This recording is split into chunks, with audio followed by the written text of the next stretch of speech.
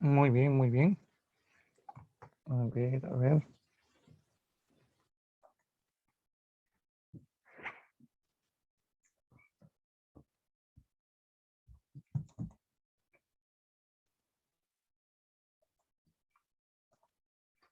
¿Qué tal, Toledo? ¿Cómo estás? Buenas tardes.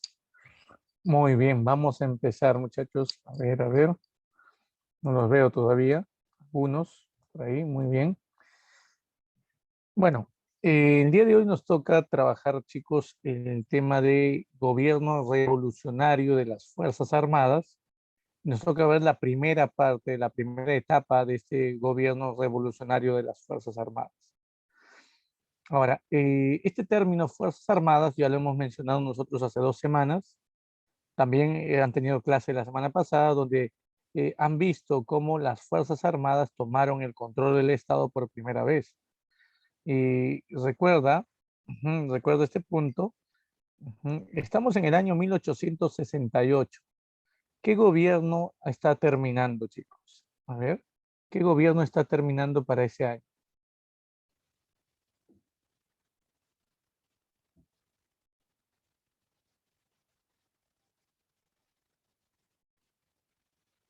Muy bien, el gobierno de Velasco, no. Oye, ¿que no se acuerdan? ¿No se acuerdan de quién han hablado en la última clase? A ver.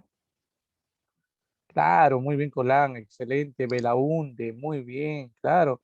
Es el gobierno de Fernando Belaúnde Terry el que termina en el año 68. Él, recuerda, llega por primera vez a la presidencia en el 63. Ujú. Y es en el 68 cuando termina su gobierno, producto de un golpe de Estado promovido por el general Juan Velasco Alvarado. Justamente de eso vamos a hablar ahora, ¿no? Miren, aquí está. Entonces aquí tenemos, ¿no? La primera fase del gobierno revolucionario de las Fuerzas Armadas. Ahí está. Muy bien, muy bien. Este gobierno va a abarcar del año 68 al año 75, chicos. En realidad, el gobierno revolucionario de las Fuerzas Armadas tiene una amplitud de duración que llega hasta el 80, hasta 1980. Solo son los chicos que a nosotros en esta clase nos ha tocado desarrollar la primera parte, nada más. Ujú.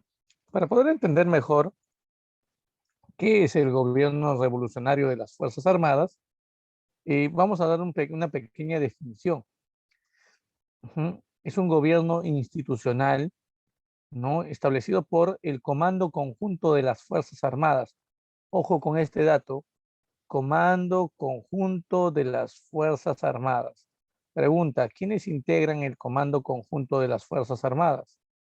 ¿Se acuerdan que esto se había creado en la etapa de la convivencia en el gobierno de Prado Garteche? A ver, ¿de quién estamos hablando, muchachos? A ver, ¿quiénes integran el Comando Conjunto de las Fuerzas Armadas? La Marina, no te vayas a olvidar, la MGP, Marina de Guerra del Perú, la EP, el Ejército Peruano, y la Fuerza Aérea Peruana, ¿no? La FAP. Está. Los tres, recuerdan, estas tres organizaciones militares forman parte del Comando Conjunto de las Fuerzas Armadas. Justamente cuando yo te pongo que es un gobierno institucional de las Fuerzas Armadas, ¿qué significa? Que es el Comando Conjunto de las Fuerzas Armadas el que está gobernando nuestro país en este tiempo. No es el Ejército, no es la Marina, no es la Fuerza Aérea por separados, pues, sino es el Comando Conjunto de las Fuerzas Armadas. Ujú. Dirigido por un general del ejército. Ojo, ya, ojo con esto.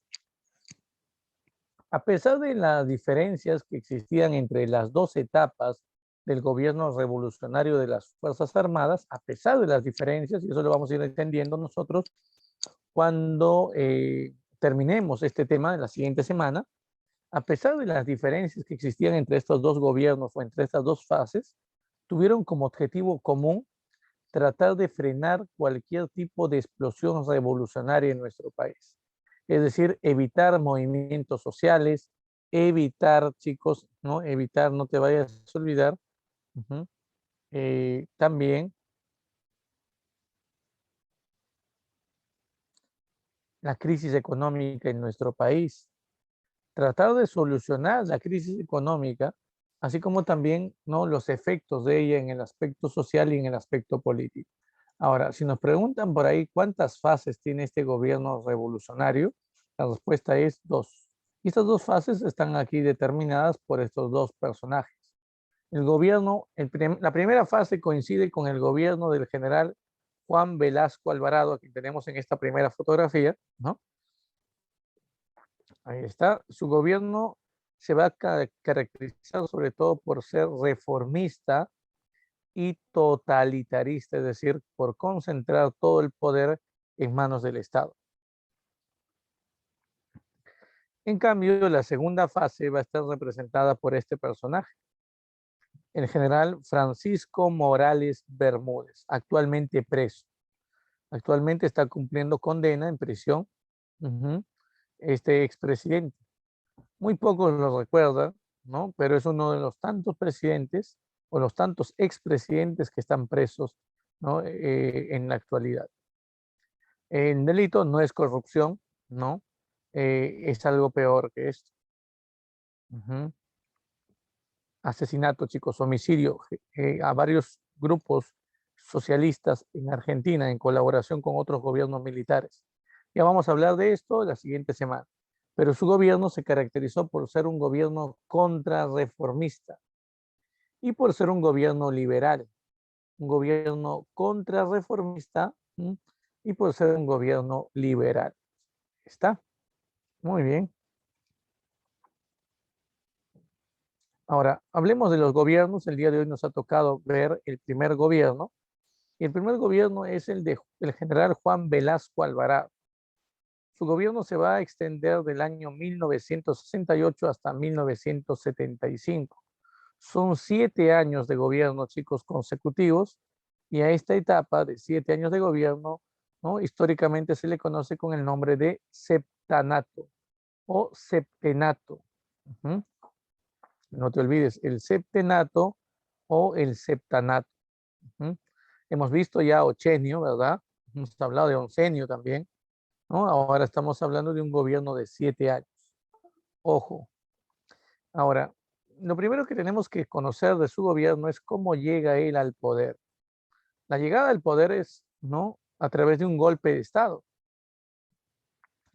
Sí, claro, Juan Velasco Alvarado, recuerden, llegó al poder a través de un golpe de Estado contra el gobierno de Belaúnde. ¿Se acuerdan ustedes cuál fue la justificación para este golpe de Estado? ¿Qué medida, ¿no?, adoptó el general Velasco, ¿no?, para poder justificar este golpe de Estado, chicos? ¿Se acuerdan? Muy bien, Colán, excelente. El escándalo de la pérdida de la página 11 del Acta de Talara, claro que sí, ¿no? Por aquí tenemos entonces esto, la llegada al poder, recuerden, se dio un golpe de Estado el 3 de octubre de 1968, poniendo fin así al régimen del primer belaundismo. Recuerden, la justificación fue el escándalo generado por la desaparición o la pérdida de una página del documento llamado el Acta de Talara. La página 11 se extravía, ¿no? Y eso justamente los militares y bueno, también el común de las personas señalaban de que esa página era importante porque podía contener, ¿qué cosa? La cantidad de impuestos que la empresa IPC, la International Petroleum Company, esa empresa norteamericana, le pagaría al Perú por transformar el petróleo, por generar sus derivados. Porque recuerden, el Acta de Talara se firma entre dos empresas, la EPF, que es una empresa del Estado, y la IPC, que era una empresa privada, ¿no?, norteamericana. Así es. Muy bien. Ahora, Velasco prácticamente señalaba que el gobierno de Belaúnde era un gobierno entreguista, un gobierno que beneficiaba sobre todo los capitales extranjeros norteamericanos y que era necesario, ¿no?, generar generar un gran cambio en la economía estatal, ¿no? Por eso es que cuando se da el golpe de Estado en la madrugada del 3 de octubre del 68, y Belaúnde sacado prácticamente en pijamas del Palacio de Gobierno. Los tanques incursionan en el Palacio de Gobierno, se dan los cañonazos y Belaúnde sale, ¿no? En pijamas. Velasco, ¿no? Se le pide una declaración en la prensa y le preguntan, ¿no? El por qué, el motivo del golpe de Estado, y él responde, esto no es un golpe de Estado, esto es una revolución, ¿no? Haciendo o nombrando, ¿no? A su gobierno como un gobierno revolucionario. Y justamente es el nombre que tenemos. Pero a pesar de que el nombre del gobierno es gobierno revolucionario, chicos, su gobierno no encabeza una revolución. Su gobierno lo que hace es aplicar reformas. No es una revolución lo que se va a generar aquí, sino un gobierno reformista, ¿uh? Y nacionalista sobre todo. Muy bien. Eh, una de las primeras cosas que debemos recordar, por ejemplo, es que horas antes del golpe de Estado, Velasco se encontraba con el presidente Belaúnde, ¿no? Estrechándole la mano y comprometiéndose a defender su gobierno. Imagínate, ¿eh? ¿No? Eso fueron horas antes, nada más, ¿no? El día 2 de octubre del 68. Unas horas después, Velasco dirigía el golpe de Estado, ¿no? Contra Belaúnde. Ahí está. Curiosidades, ¿no? Y hay fotografías, ¿no? Del día 2, por ejemplo, donde se están estrechando la mano, ¿no? Y bueno, unas horas después, el día siguiente, llega el golpe de Estado. Curioso. Ahí está. Muy bien. Ya conocemos cuál es el pretexto también, ya hemos mencionado, ¿no? El escándalo de la pérdida de la página 11 del Acta de Talara. Pero chicos, una pregunta, ¿qué contenía en verdad este documento? ¿Te has puesto a investigar? ¿Te han comentado de repente en la clase anterior? ¿Qué es lo que había en realidad dentro de este documento? Dentro de esta página 11, ¿no? ¿Qué es lo que había? A ver, ¿alguien conoce? ¿Ha investigado? ¿No? A ver, a ver. Nada. Ya, entonces, ¿qué supones que existía en esa página 11? Porque se investiga, obviamente, esto no simplemente es un escándalo, al final llega a darse una investigación.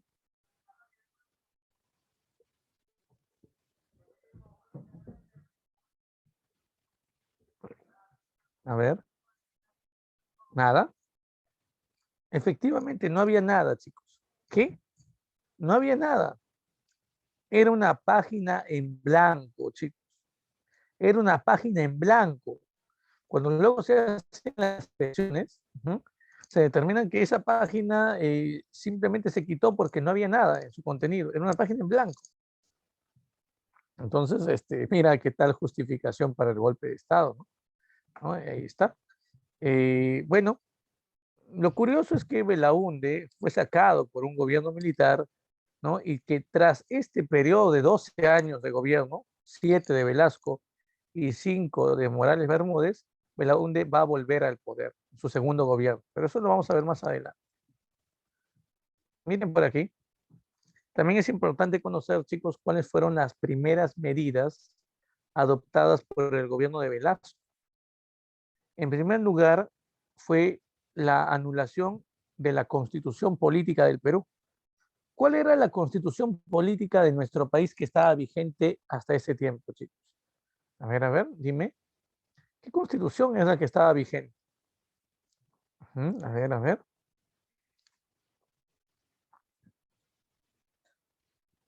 La Constitución del año 1933, la que fue establecida por un gobierno, por el gobierno de un presidente que murió asesinado.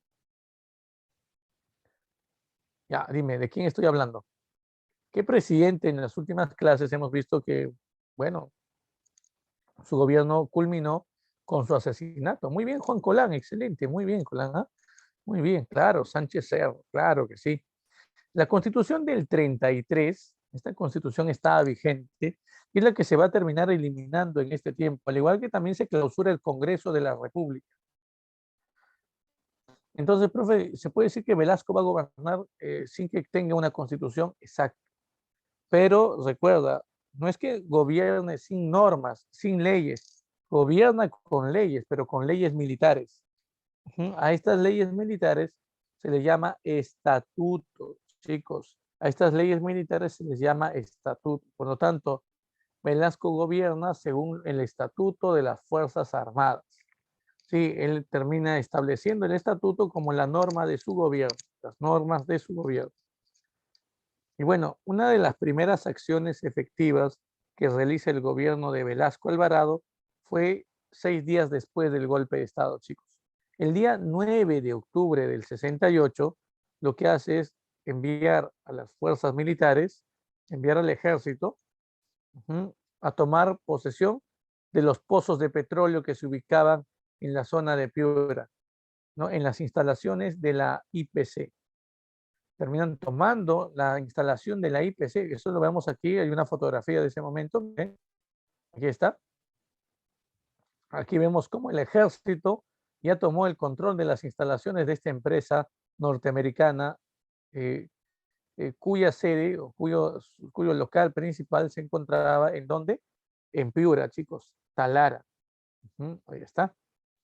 Los tablazos de La Brea y Pariñas eran los explotados, pues el gobierno toma las instalaciones de estas zonas extractoras de petróleo.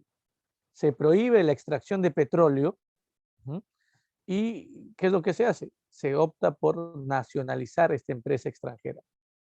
Es decir, Velasco termina convirtiendo a la IPC en una empresa peruana, en una empresa que ahora va a ser administrada ya no por capitales privados, sino por el propio Estado peruano. Esa empresa ahora adoptará el nombre de Petroperú. Así se va a bautizar esta empresa, Petroperú, chicos. Ese día, el 9 de octubre del 68, fue reconocido, ¿no? Como el Día de la Dignidad Nacional. Incluso en el calendario cívico, ¿no? De esos tiempos, se creó una fecha para celebrar este acontecimiento. ¿Por qué Día de la Dignidad Nacional? Porque fue justamente el día en que un gobierno peruano, ¿no? Le demuestra a las inversiones norteamericanas o extranjeras en general que no pueden hacer lo que quiera con nuestros recursos, que el Estado es soberano, ¿no? En la administración de los recursos. Así es. Y bueno, recuerden que la IPC era la empresa más importante que Estados Unidos tenía en nuestro país. Por lo tanto, al quitarle la empresa, ¿no? Al quitarle la IPC a los norteamericanos, obviamente hay un rechazo y hay una reacción norteamericana muy fuerte contra el gobierno de Velasco. Estados Unidos estaba a punto de aplicarnos la enmienda Hickenlooper. Esta enmienda Hickenlooper, chicos, las enmiendas son leyes que se van adheriendo a la Constitución de los Estados Unidos. La enmienda Hickenlooper decía lo siguiente: debemos romper todo tipo de relaciones económicas, comerciales con el Perú. Así es. Y nos presionaron, ¿eh? El gobierno de Velasco recibió la presión norteamericana. Estados Unidos siempre amenazaba. Oye, Velasco, tienes que devolverme, ¿no? Una empresa. Velasco no hacía caso a las amenazas de los Estados Unidos. Ahora, Velasco también tomó un lema, ¿no? Como principio de su gobierno. Velasco dijo, ni capitalista ni comunista, solo nacionalista humanista. Miren, él dijo, mi gobierno no será ni capitalista ni comunista, sino un gobierno nacionalista y humanista. Ahora, esto es importante, ¿eh? Esto es importante. Su gobierno, si bien es cierto, no puede considerarse como un gobierno eh, totalmente de izquierda, o sea, un gobierno socialista o un gobierno comunista. Sí podemos decir que Velasco era un gobierno que buscaba, obviamente, apoyar a los sectores más pobres. Un gobierno progresista se llama a ese tipo de gobierno. Se impulsaron varias reformas a favor del pueblo, eso es cierto. Ahora, pero estuvo rodeado de mucha gente de izquierda. Muchos de los asesores del gobierno velasquista, por ejemplo, fueron personas de la izquierda, chicos. Así es. Y bueno, aún habiendo apoyo de la izquierda a su gobierno, muchos, ¿no? Partidarios de la izquierda no reconocen a Velasco como un simpatizante, ¿no? de las ideas socialistas. Bueno, tomando en cuenta esta idea, ¿no? del nacionalizar la IPC, miren, aquí tenemos a Velasco anunciando este logro y declarando este día como un día para celebrar, el Día de la Dignidad Nacional. Aquí está, eso es en el Palacio de Gobierno. En el fondo vemos, ¿no?, el cuadro, ¿no?, alusivo a Francisco Pizarro, ¿no? Y ahí están, ¿no?, sus allegados, ¿no?, los militares que ocupaban justamente el cargo de ministros en ese tiempo. Y bueno, también debemos tomar en cuenta lo siguiente. Si se habla del gobierno de Velasco, se tiene que hablar, chicos, de todas formas, de la reforma agraria. Recuerden que el tema de la reforma agraria es un tema que está muy fresco todavía en el mundo. Recuerda, en los últimos años, este tema de la reforma agraria ha sido, ¿no?, uno de los temas más candentes en el desarrollo de nuestra historia. Todo a raíz de una revolución que triunfó, chicos. La revolución cubana, recuerden, la influencia de la revolución cubana, revolución que llega a triunfar en 1959, recuerda, esta revolución triunfante en Cuba impulsó la aplicación de una reforma agraria a favor del campesinado. Entonces, inspirados en las ideas de la revolución cubana, en el Perú, los campesinos también van a ir exigiendo la aplicación de esta reforma. Y eso es algo muy importante. Espero que no te vayas a olvidar de esto.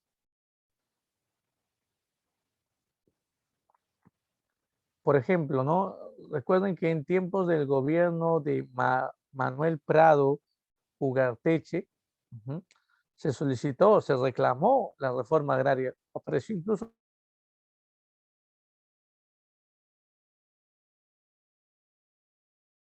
de este líder, ¿no?, cusqueño, de las ideas campesinas, Hugo Blanco. A Hugo Blanco le llamaron el Fidel Castro peruano, ¿no?, en su momento. Él es el que encabezó todo este movimiento de lucha con la reforma agraria, pero no se había conseguido, no se consigue la reforma agraria en tiempos de Prado. Después de Prado, después del gobierno de Prado, llega el gobierno del Ochenio, chicos. En el Ochenio también hay una etapa, ¿no?, donde se opaca bastante esta postura, ¿no?, de la reforma agraria.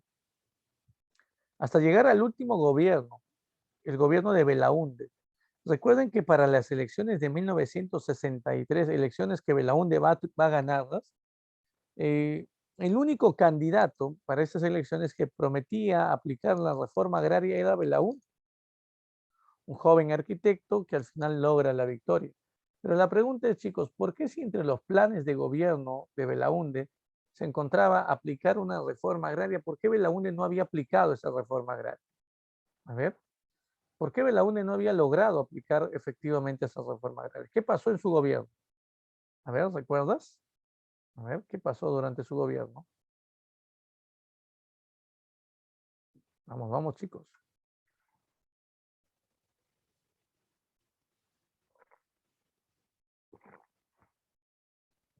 Belaúnde estuvo de acuerdo con aplicar una reforma agraria, pero el Congreso de Belaúnde era un Congreso opositor al tema de la reforma agraria y opositor también a Belaúnde. ¿Quiénes eran la mayoría en el Congreso, chicos? A ver, ¿recuerdas?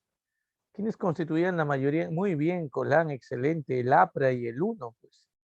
Claro, el APRA y el UNO, que eran grupos conservadores. Recuerden que para ese tiempo el término conservador se utiliza para referirse a aquellos grupos que están en contra de la aplicación de la reforma agraria. Entonces, desde el Congreso, el APRA y el UNO bloquearon todo intento de aplicación de la reforma agraria en tiempos de Belaúnde. Eso generó más problemas, ¿no?, recuerden, el país. ¿Por qué? Porque grupos radicales, grupos, bueno, guerrillas, mejor dicho, militares, van a ir apareciendo con fuerza en el Perú y van a tratar de exigir por la fuerza, por la vía, ¿no?, de la sublevación al gobierno de Belaúnde que se aplique la reforma agraria. ¿De qué guerrillas estoy hablando, chicos? ¿Cuáles son esas dos guerrillas que aparecen en tiempos de Belaúnde? Es importante tenerlo presente ¿no? Y también relacionarlo con el surgimiento después de Sendero Luminoso. ¿Ya? Vamos a ir viendo esto. A ver, ¿cómo se llaman estas dos guerrillas? ¿Te acuerdas? El Ejército de Liberación Nacional, dirigido por Héctor Béjar, y el MIR, Movimiento de Izquierda Revolucionaria, que también se le llama como APRA, sí, también se le llama APRA Rebelde, chicos. El APRA Rebelde o el MIR. No te olvides, se le llama APRA Rebelde porque el MIR está integrado por un grupo de exapristas que se mostraron totalmente en rechazo a la alianza que el APRA, que Haya de la Torre, el líder aprista, había hecho con Prado, recuerden, en la etapa de la convivencia. Ellos no estaban de acuerdo con apoyar un gobierno burgués. Ahora, y por eso es que el APRA rebelde pedía reforma agraria, al igual que el Ejército de Liberación Nacional. Al final, Belaúnde tuvo que combatir con la fuerza a estos dos movimientos, a estas dos guerrillas. Y esa es la situación en la que había quedado el tema de la reforma agraria, chicos. Velasco, el 24 de junio de 1969, decide reunir a las máximas autoridades no campesinas de diversas partes del Perú en el Palacio de Gobierno, bueno, en la Plaza de Armas. ¿Y sabe lo que hace? Recrea una celebración que se conmemora o que se conmemoraba a partir de ese momento, o bueno, desde antes, chicos, hasta ese momento, el 24 de junio en nuestro país. A ver, ¿qué se celebra? Actualmente se celebra el Día del Campesino, pero hasta ese tiempo, ese día era llamado Día del Indio. Velasco, ¿no? Le dice, hoy estamos aquí reunidos para conmemorar no el Día del Indio, sino el Día del Campesino. Sino el Día del Campesino. Porque justamente son los campesinos, mira lo que dice, justamente son los campesinos los que terminan labrando la tierra y terminan, ¿no?, de una u otra forma generando los alimentos para los peruanos. Entonces debemos reconocer su labor día de hoy y es por eso que hemos decidido cambiar el Día del Indio por el Día del Campesino, porque el término indio es un término no para desprestigiar a estas comunidades andinas y amazónicas. Y así es como se da un cambio total en el Día del Indio por el Día del Campesino, que es el nombre que actualmente existe, chicos. Y luego de esto, Velasco, quien lo tenemos aquí justamente, miren, en ese momento, Velasco, en medio de toda la prensa y las autoridades, ¿no?, campesinas, bajo un logo, ¿no?, bajo un símbolo, una imagen simbólica atrás de él, la imagen de Tupac Amaru, que se inaugura en ese momento y se muestra ante el público, ¿no? Dice, repite la frase de él: campesino, el patrón ya no comerá más de tu pobreza. Eso había dicho Tupac Amaru II. Repitiendo las palabras de Tupac Amaru y también la frase alusiva a Emiliano Zapata: la tierra debe ser para quien la trabaja. Eso lo dijo Emiliano Zapata, un líder de la Revolución Mexicana. Puso en práctica la aplicación de la reforma agraria. Él dijo, el día de hoy vamos a iniciar, ¿no?, oficialmente la aplicación de la reforma agraria en nuestro país. Imagínate la alegría de millones de campesinos, ¿no?, en ese entonces en nuestro país, ¿no?, contentos por esta aplicación. ¿En qué consistía la reforma agraria? Significaba un nuevo reparto de tierras ahora gestionado por el Estado. El Estado se iba a encargar de repartir las tierras agrícolas y ganaderas entre diversos grupos. Para eso, obviamente, se tenía primero que expropiar la tierra. ¿A quién? Al hacendado. Recuerden, el Perú de ese tiempo es un Perú distinto al Perú que hoy en día tenemos. En ese tiempo, las tierras se encontraban concentradas en manos de pequeñas familias, chicos. Eran pequeñas familias que concentraban grandes extensiones de tierras, inmensas extensiones de tierra. Lo que hace el Estado es ahora con la fuerza militar expropiar estas haciendas, expropiar estos latifundios, mejor dicho, eliminar lo que era la hacienda, eliminar lo que es el latifundio. Y una vez que se le termina expropiando la tierra al hacendado, el Estado iba a gestionar, ¿qué cosa? Un reparto de tierras. Ese reparto de tierras, chicos, no lo hacía como de repente tú estás pensando, ¿no? Entonces, por ejemplo, el gobierno le quitó a un hacendado sus tierras y esas tierras fueron repartidas entre 50 campesinos o 100 campesinos, no. No es que el gobierno le entregue individualmente a un campesino un espacio de tierra, chicos, no. Sino lo que hace el Estado es promover la creación de dos formas de propiedades colectivas, las llamadas CAPS y las llamadas SAIS, chicos. Las CAPS y las SAIS. Ojo con eso, mira, aquí está, mire, se terminaron creando las llamadas CAPS, que son las cooperativas agrarias de producción social. Estas fueron creadas en la zona de la costa. Y también se termina creando el sistema de las SAIS que vienen a ser sociedades agrarias de interés social, chicos.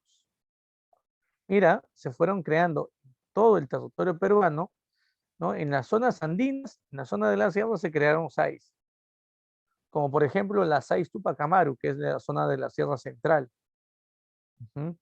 Y también se terminó creando las CAPS, por ejemplo, una CAPS Manco Cápac. Curiosamente, las CAPS y las SAIS venían teniendo nombres, ¿no? Nombres indígenas, nombres nativos. Así es. Por ejemplo, ¿no? SAIS Atahualpa, ¿no? SAIS, para que me entiendas así, esos términos, ¿no? Pero eran empresas, era una forma de empresa colectiva, gestionada por el Estado, chicos, gestionada por el Estado. Más bien estas grandes empresas lo que deberían haber hecho, o lo que deberían hacer, en teoría era encargarse de qué, de administrar una gran cantidad de tierras y repartir tierras a quienes, a las comunidades campesinas, aquellas personas que no tenían tierras. Esa era la función tanto de las CAPS como también de las SAIS. ¿Ya? Acuérdate de esto.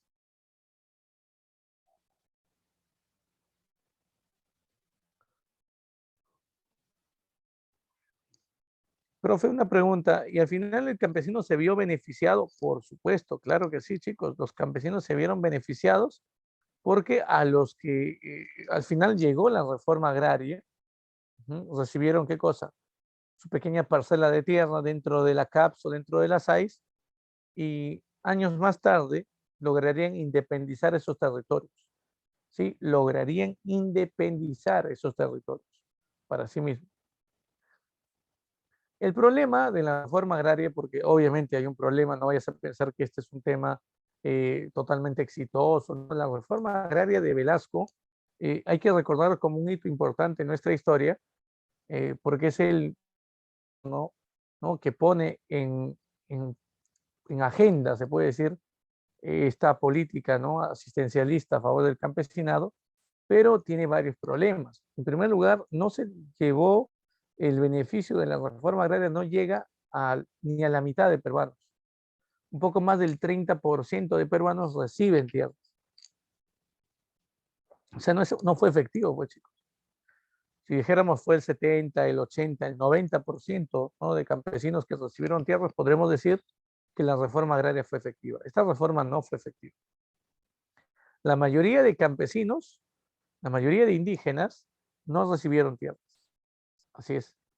Y debemos tomar en cuenta algo muy importante aquí. Profe, ¿qué cosa?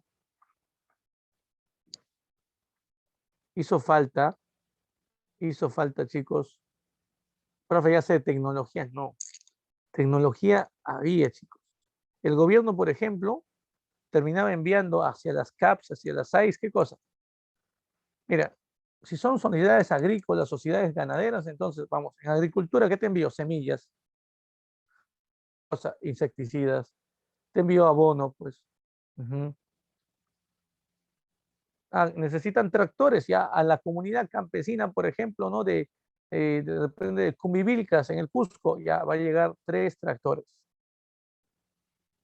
Imagínate, chicos, el trabajo que se hacía era un trabajo en base a la chaquitacya, ¿no? Imagínate, mira, un trabajo en chaquitacya, un trabajo en tractor.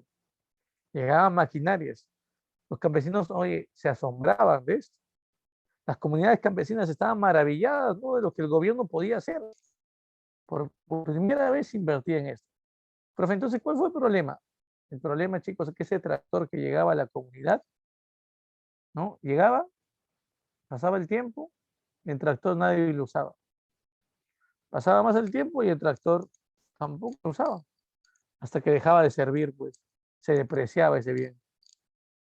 Profe, no pregunté, ¿por qué no lo usaban? Porque no sabían cómo utilizar esto. ¿Qué hacía falta entonces, chicos? No hacía falta tecnología. ¿Qué es lo que hizo falta por parte del gobierno?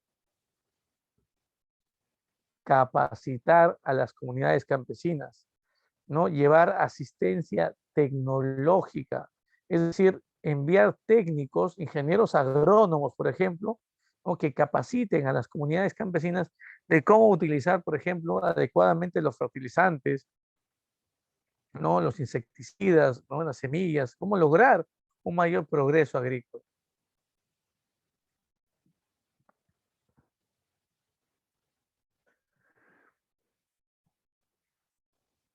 ¿Sabes, muchachos? Efectivamente, ¿no? Faltó asistencia técnica.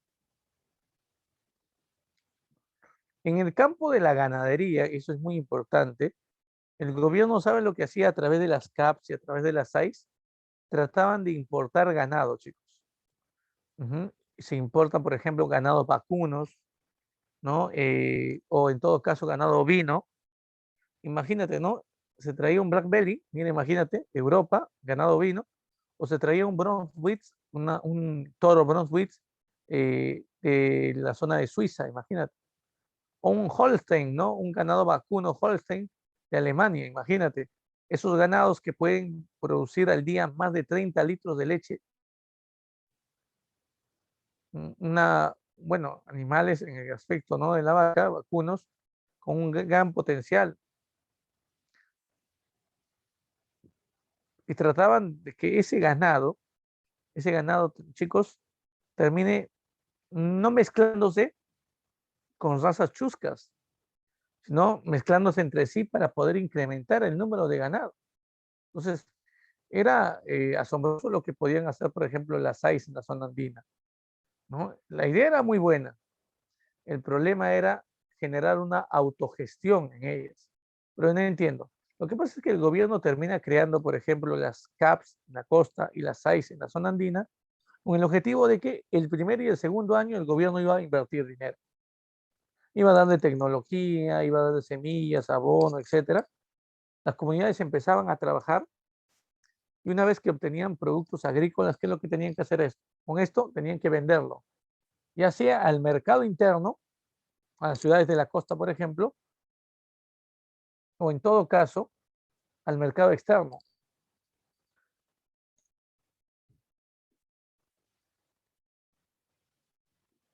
Las ganancias que ellos iban a obtener de este comercio, ¿no? De productos agrícolas o ganaderos, las ganancias tenían que ellos invertirlo en, que, en comprar nuevamente semillas, nuevamente fertilizantes para el siguiente año. Y así generar que la CAPS y la SAIS se autogestionen, chicos. Es decir, que ellos mismos terminen, ¿no? Impulsando en progreso. Pero, ¿sabes? Al final, la reforma no fue efectiva, ¿no? Así es. Ya hemos explicado, ¿no? Las principales críticas. Hay algo más que debemos tener en cuenta. Esta reforma también generó deuda al Estado. Entonces, ¿qué deuda? Vamos a ver por aquí. Hay una deuda que va a surgir. ¿Por qué? Porque recuerda, el Estado, para poder aplicar la entrega de tierras, la reforma agraria, el Estado tuvo que expropiar muchos latifundios, muchas haciendas. Pero este acto de expropiar iba acompañado con algo que se llama indemnizar. Entonces, es algo así como el Estado le quita al hacendado, no sé, de repente Juan le quita sus tierras, ¿no? Y tiene que indemnizarlo por esto. El Estado tiene que pagar un dinero porque lo está afectando su propiedad privada. El problema es que el Estado no tenía dinero. Mira, en primer lugar, no va a tener dinero para poder llevar a cabo todo esto, ¿no? Tengo dinero para hacer que las cápsulas ahí se vuelvan empresas estatales o empresas comunales, empresas mixtas con apoyo del Estado, pero autogestionables. Pero no tengo dinero para pagarle o indemnizar al hacendado. Entonces, si no tengo dinero, ¿qué hago? En economía te han explicado los bonos, ¿verdad? Entonces, ¿cómo se llaman los bonos emitidos por el Estado? A ver, chicos, ¿qué nombre tienen estos bonos emitidos por el Estado? Vamos, vamos.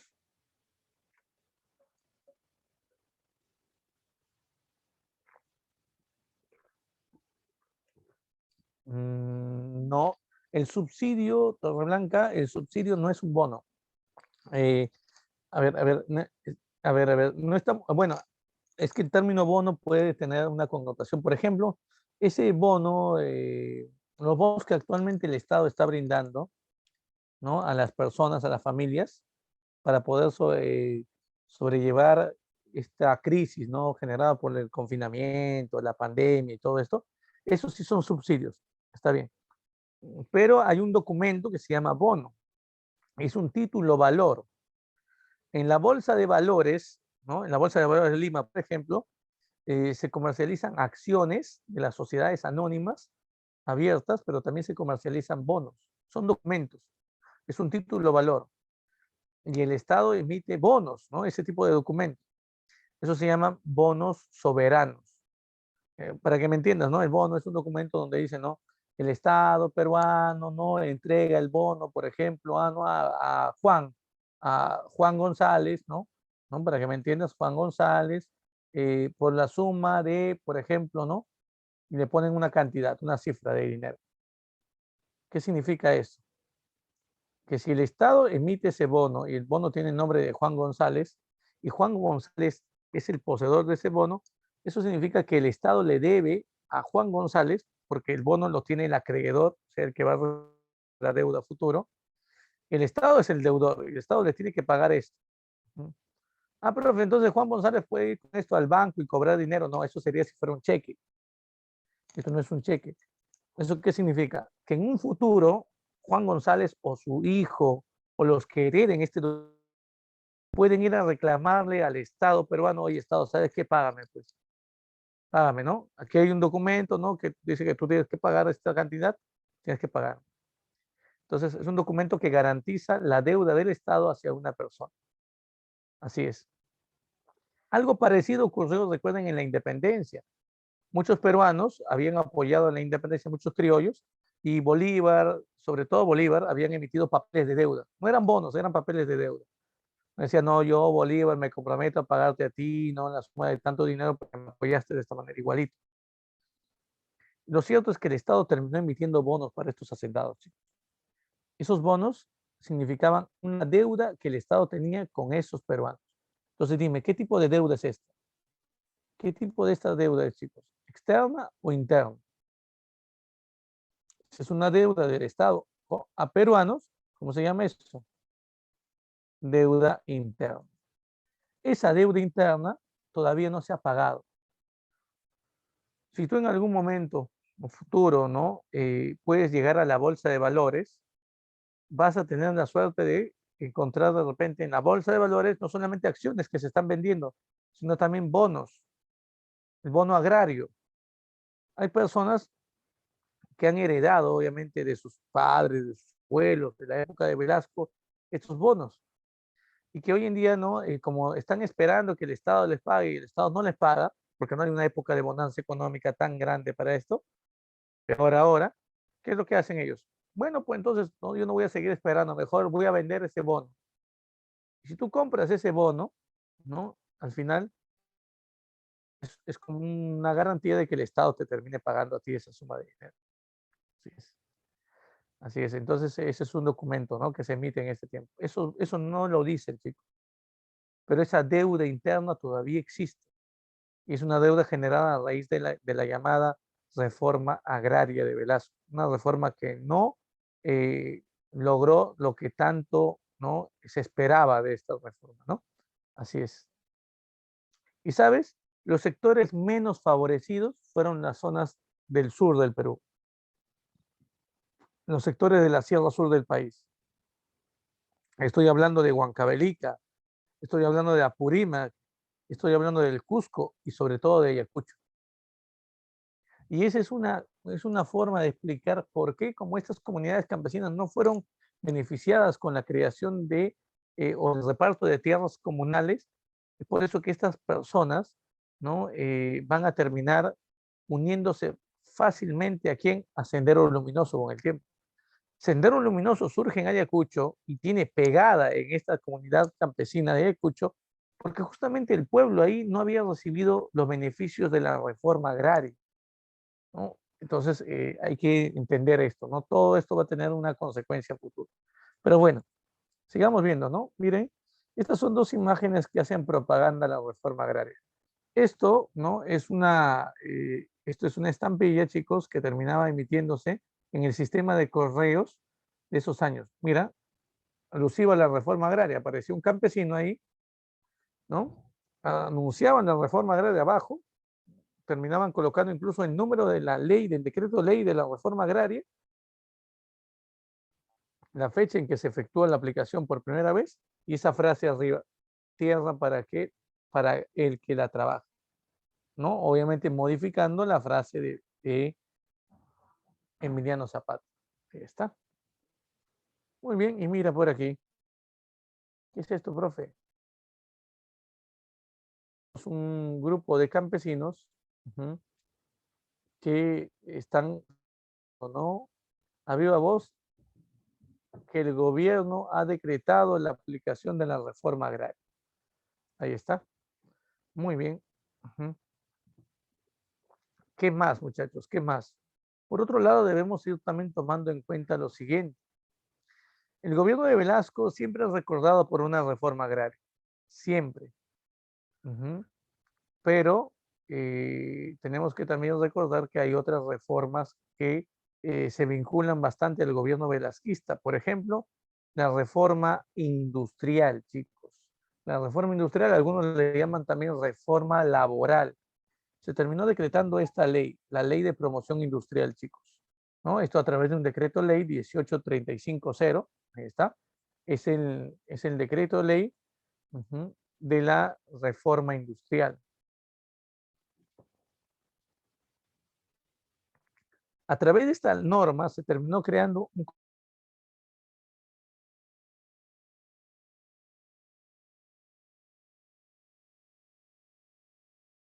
comunidad laboral, o aquí se llamaba comunidad industrial o comunidad laboral.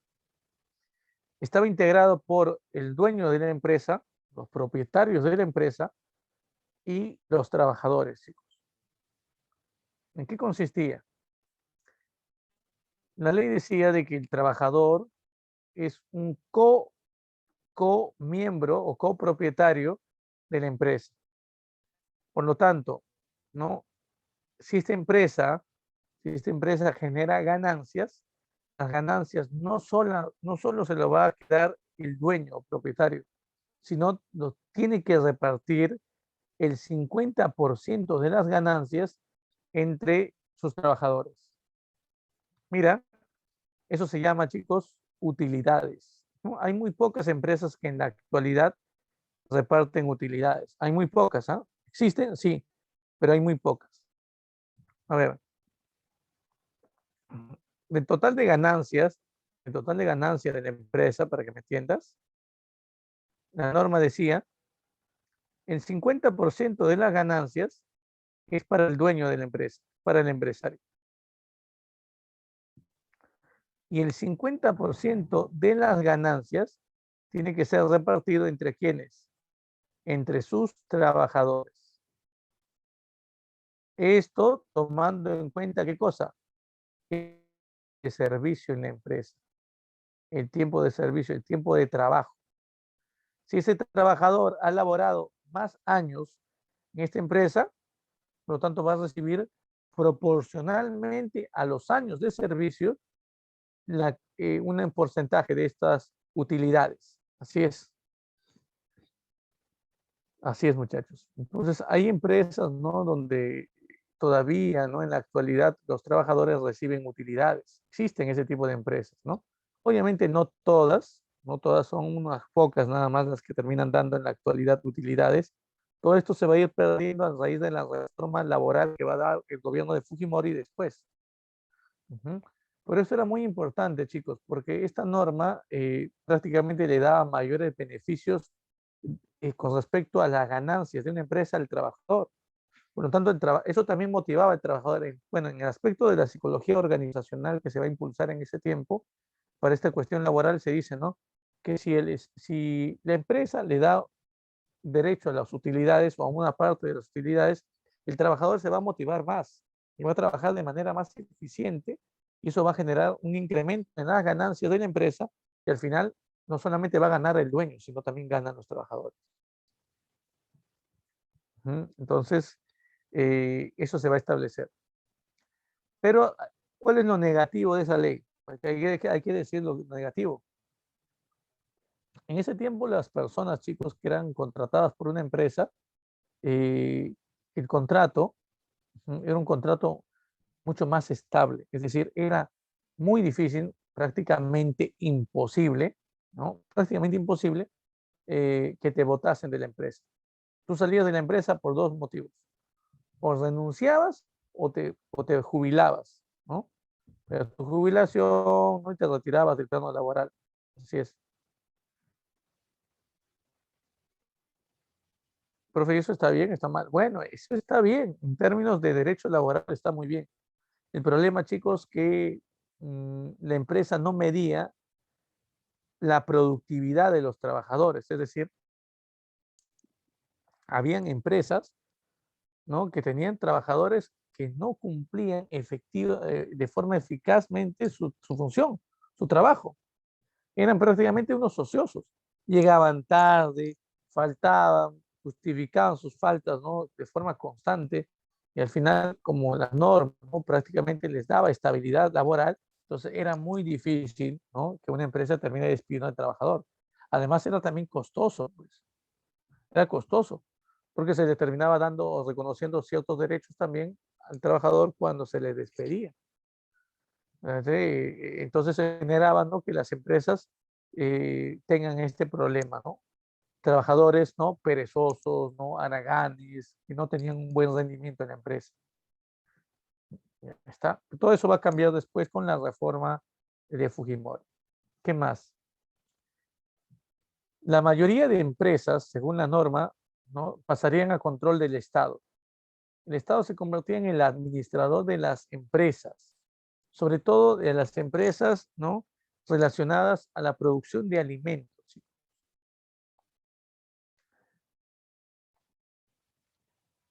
El Estado administra las empresas. Y aquí se va a continuar con una política que se llama el ICI. No sé si ustedes recuerdan. A ver, esto ya lo hemos visto antes, chicos. Esto lo hemos visto en el primer gobierno de Prado Ugarteche. ¿Qué cosa era el ICI? A ver, ¿en qué consistía esta política del ICI? A ver, chicos. Vamos, recuerden. A ver.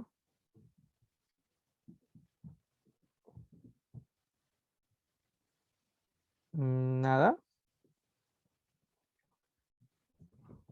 ICI significa, chicos, industrialización por sustitución de importaciones.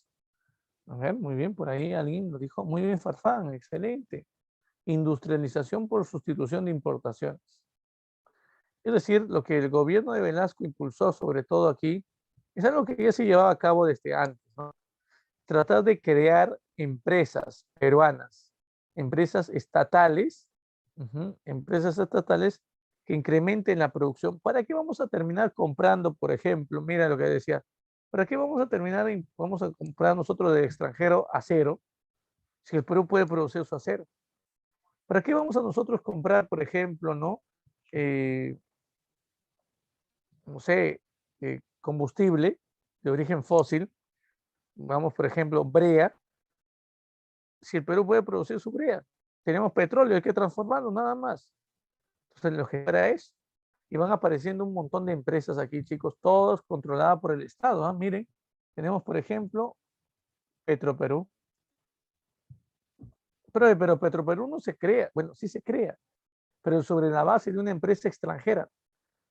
Se expropia la IPC y se convierte en Petroperú. Igual, también la empresa Pesca Perú, ¿no? La empresa de pesquería, Entel Perú.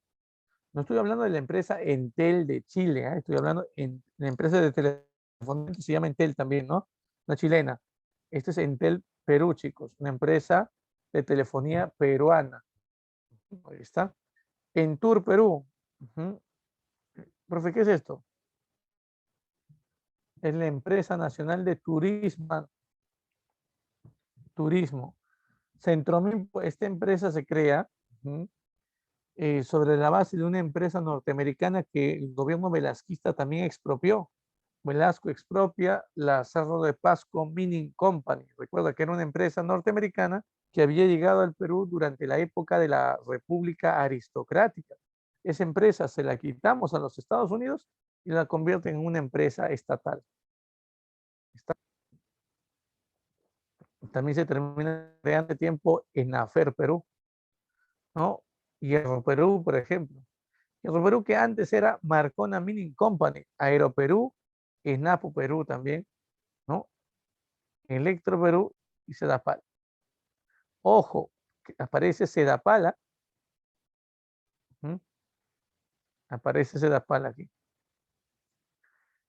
Repito, todas las empresas, ¿no? O se han creado de la nada o han sustituido algunas empresas extranjeras que fueron expropiadas en ese tiempo. Así es, muchachos. Las empresas eran administradas por el Estado, ¿no? Y se continuó con la política del ICI. ¿Está? Aquí, por ejemplo, vemos, ¿no? Vemos una pequeña marcha, ¿no? Eh, donde se va dando en aniversario, chicos, número 1 del Día del Campesino y también de la fecha de la aplicación de la reforma agraria. Claro, vemos por aquí, chicos, hay algunas empresas extranjeras o algunas compañías que no fueron expropiadas por el gobierno velasquista y que se mantuvieron, ¿no? Mantuvieron autónomas sin administración del Estado en ese tiempo. Profe, ¿de qué empresa estamos hablando? La Sauder Perú, chicos, una empresa dedicada a la extracción de cobre, y la empresa Oxy y la empresa Belco, Oxy Belco, que son empresas petroleras. Entonces, vamos, la pregunta es, chicos, ¿por qué estas empresas no fueron expropiadas? ¿Qué pasó con la Sauder Perú? ¿Qué pasó con la empresa Oxy, con la empresa Belco? Ujú. A ver, a ver, a ver. Esas empresas se mantuvieron aquí, se mantuvieron siendo incluso inversiones extranjeras con una consecuencia, con una condición, que paguen un impuesto o un conjunto de impuestos mucho más altos a los que pagaban anteriormente. Así es, muchachos.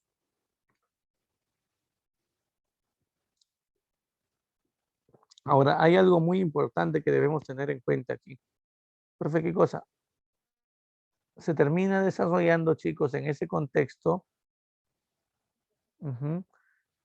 también la creación de una organización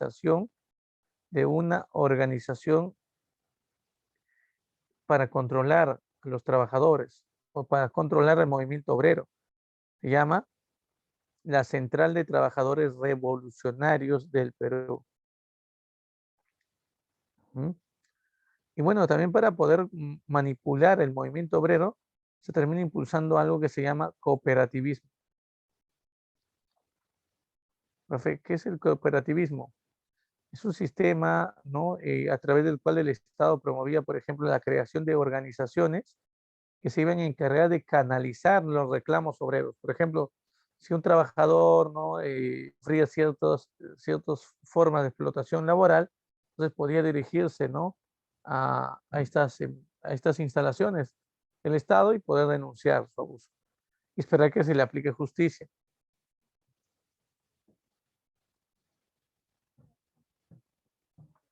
Ahí está.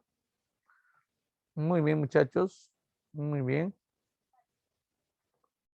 Ujú. A ver, por aquí.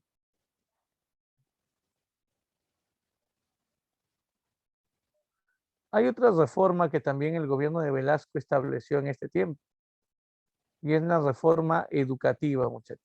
Profe, reforma educativa, sí. Se terminó estableciendo la Ley General de Educación, ¿m? La Ley 1932-6. Esa ley, emitida a través de un decreto ley, ¿cierto? ¿M? Va a imitar el modelo de educación norteamericana aquí en el Perú. Vamos a copiar, ¿no? El modelo de educación de los Estados Unidos y vamos a adoptar un lema. ¿M? Formación de un nuevo hombre en una nueva sociedad. Formación de un nuevo hombre en una nueva sociedad. Esa es la frase, chicos. Y bueno, algo novedoso que aparece, por ejemplo, en ese tiempo, dentro de la educación básica regular, ¿no? La que está integrada por educación inicial, primaria, secundaria. En ese tiempo no teníamos nosotros educación inicial. Solo existía la educación primaria y la educación secundaria, chicos. Se crea por primera vez la educación inicial en ese tiempo. ¿Sí? Es aprobado, ¿no? La creación de una educación inicial. Así es. Claro, la educación inicial está dentro, ¿no? De la educación básica, ¿no? Está. Y se terminó favoreciendo sobre todo el desarrollo de una educación superior. ¿Mm? Por ejemplo, el Estado terminó favoreciendo y a varias personas para que puedan, ¿no? Llevar a cabo estudios en diversas universidades e institutos de la época. Se terminó tratando de capacitar a una mayor cantidad de personas en trabajos técnicos. Y bueno, también en esos años se creó los llamados NEC. ¿Qué cosa es esto? Los núcleos educativos comunales, chicos. Núcleos educativos coloniales. Y además se terminó creando por primera vez la educación especial. Esto es algo que termina llamando mucho la atención, chicos. La educación especial, sí. Cuando yo te pongo educación especial, ¿qué significa, chicos? A ver, piensa. ¿Quiénes van a terminar educándose aquí? A ver, educación especial. Actualmente existe, ¿no? Es difundido incluso. Ujú. Y es muy aceptado. En su tiempo, más bien era bastante cuestionado si al final la medida iba a traer beneficios o no. A ver, chicos, ¿qué tipo de personas se educan aquí o llevan a cabo una educación especial?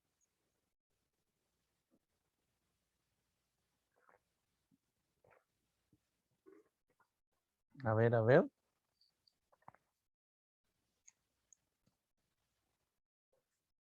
Las personas que padecen, por ejemplo, ¿no?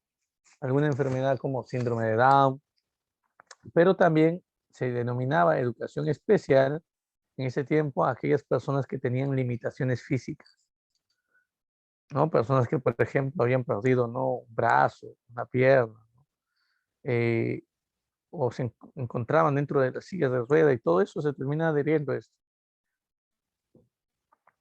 Y bueno, también el gobierno de Velasco, chicos, ¿no? En su sentido de eliminar, obviamente, un sentido, ¿no? de discriminación dentro de la etapa escolar, se terminó estableciendo que el uso del uniforme escolar nacional, chicos. Ahora, hasta el día de hoy existe, ¿no? Pero ha ido variando, obviamente, ya esto. Pero la pregunta es, chicos, el uniforme escolar nacional, ¿de qué color era? ¿Qué características tenía? A ver, ¿has escuchado alguna vez esto? ¿Has visto? A ver, ¿qué opinas? A ver. ¿Nadie conoce ese uniforme? Profe, el uniforme es rojo y amarillo, profe. Ah, claro, ¿no? Es una institución privada, pero todos los colegios del Estado en ese tiempo, ¿no? O incluso, que eran muchos, ¿ah? Por cierto, la mayoría, deberían emplear este uniforme, chicos. Este es el uniforme que se debería emplear ahí. Ujú.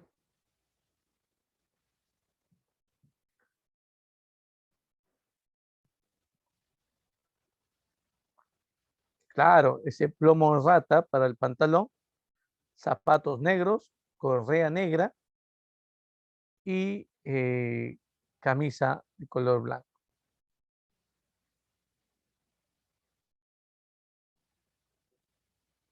Profe, la pregunta es, ¿cuál es el sentido de que el gobierno establezca esto, chicos? ¿Por qué el gobierno de Velasco no decía en todos los colegios deben vestir todos los escolares de la misma manera? ¿Por qué? A ver, piensa un poquito. Esto tiene una finalidad social, ¿ah?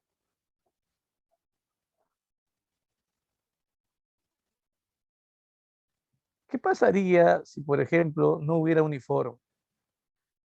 A ver, ¿te has puesto a pensar cómo irían los alumnos a estudiar?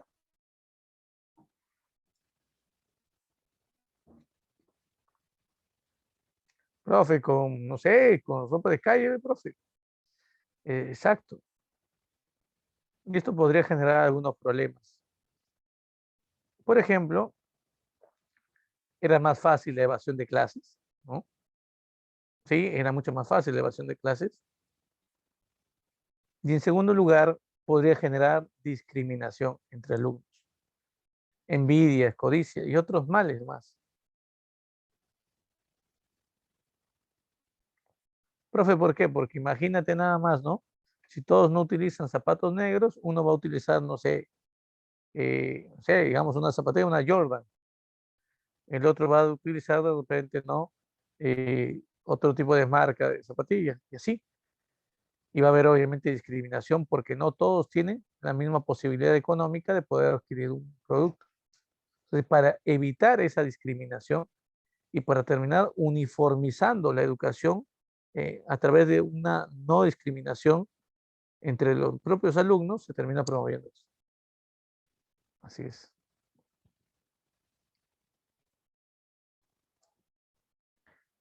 Y bueno, por otro lado también, recuerden, igual las mujeres también terminaban teniendo su propio uniforme. Y bueno, también el gobierno, para hablar sobre toda esta reforma educativa, que era impulsada por el ministro de Educación de ese tiempo, llamado Augusto Salazar Bondi, filósofo, educador, ¿no? Importante. Se promovieron la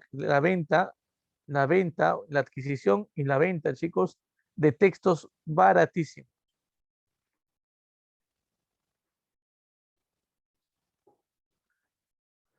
Se importaba, por ejemplo, colecciones de libros de literatura, de matemática, de historia, de la propia Unión Soviética, chicos. Llegaban editoriales soviéticas de aquí el Perú y terminaban vendiendo estos libros, ¿no? A un precio de regalo, colecciones enteras, muy buenos textos.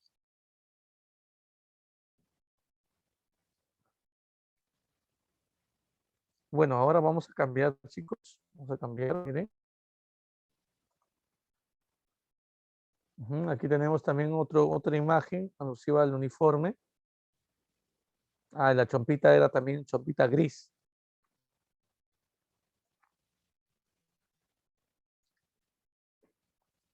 Ahí está, miren por aquí. ¿Cómo fue el gobierno de Velasco con respecto a las relaciones exteriores, chicos? ¿Qué pasó en su gobierno? ¿Qué pasó sobre todo en la relación que existía entre el Perú y otros estados? Por ejemplo, la relación entre Perú y Estados Unidos durante la época, la mayor parte del periodo velasquista, fue una etapa de mucha tensión. Ujú. La tensión se inicia incluso en el 68. Claro, desde el momento en que el Perú, por ejemplo, expropia la IPC, ujú, para convertirla en Petroperú, a la semana nada más de haber iniciado su gobierno, eso debe generar una molestia. Ahora, si a esto le sumamos la llamada guerra del atún, profe, ¿qué es la guerra del atún? Te explico. ¿Se acuerdan ustedes que había una ley de soberanía de las 200 millas? ¿Se acuerdan qué gobierno estableció esa ley? A ver, vamos chicos, ¿qué gobierno estableció esa ley? La ley de soberanía en las 200 millas. Vamos, vamos, yo sé que tú te acuerdas de ese presidente. No, lo principal que tienes que acordarte es esto, justamente.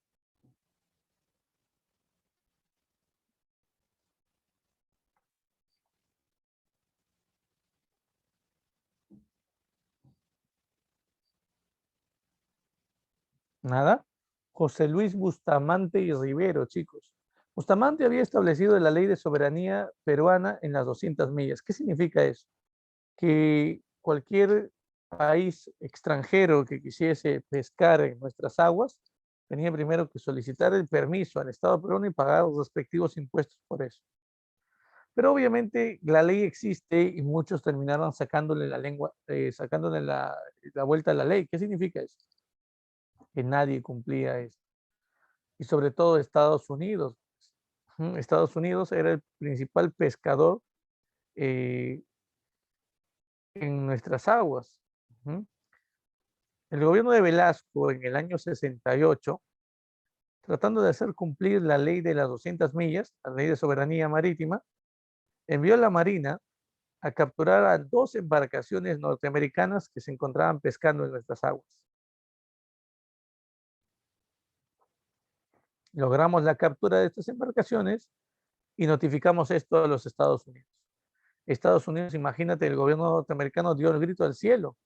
¿Cómo es posible que el Perú nos esté expropiando empresas? ¿Cómo es posible que el Perú nos esté quitando embarcaciones? Reclamamos, exigir, bueno, Norteamérica exige al Estado peruano que le devuelvan sus embarcaciones. Velasco anuncia, ¿no? Voy a devolverle al gobierno de los Estados Unidos su tripulación, pero no las embarcaciones. Las embarcaciones quedan confiscadas aquí.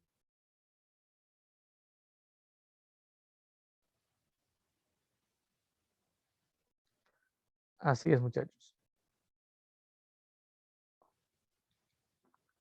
Y bueno, por otro lado, debemos también ir tomando en cuenta, chicos, debemos ir tomando en cuenta que Estados Unidos decidió ante esto y también ante un pequeño acercamiento que tenía el gobierno de Velasco a los países de izquierda, profe, acercamiento a los países de izquierda, sí.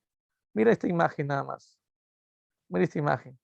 Dime, el que está a la izquierda, tu pantalla es Velasco, ¿verdad? Y el que está a su derecha aquí,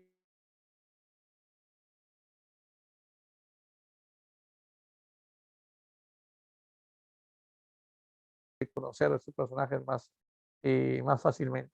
A ver, ¿de quién es? ¿De quién estamos hablando, chicos? ¿Quién es ese personaje? Ese hombre de verde, ¿no? Con barba. ¿Eh? No me digas que no lo conoces. En su país hay muchos que lo quieren, hay otros que lo odian. Ujú. Es Fidel Castro, chicos. Claro, claro que sí, claro, es Fidel. Ujú. Profe, pero Cuba, la Cuba de Fidel es un país socialista, profe. Sí, es un país socialista.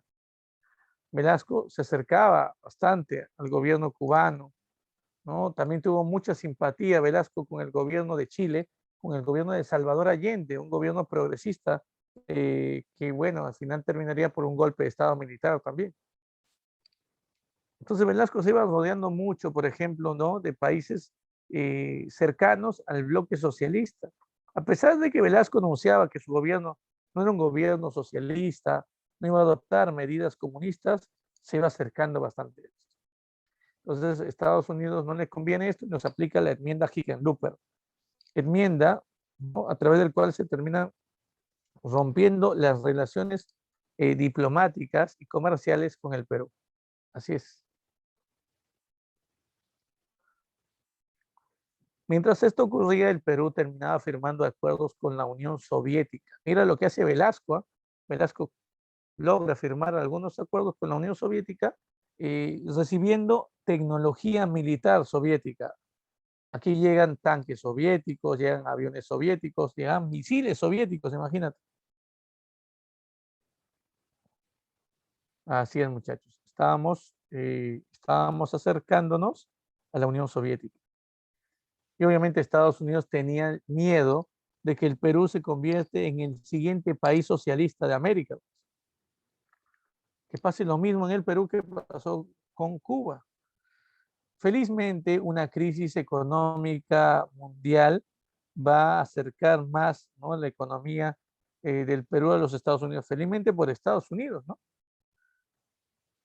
El llamado Acuerdo de Green es el documento a través del cual se reactiva todas estas relaciones diplomáticas y comerciales con Estados Unidos.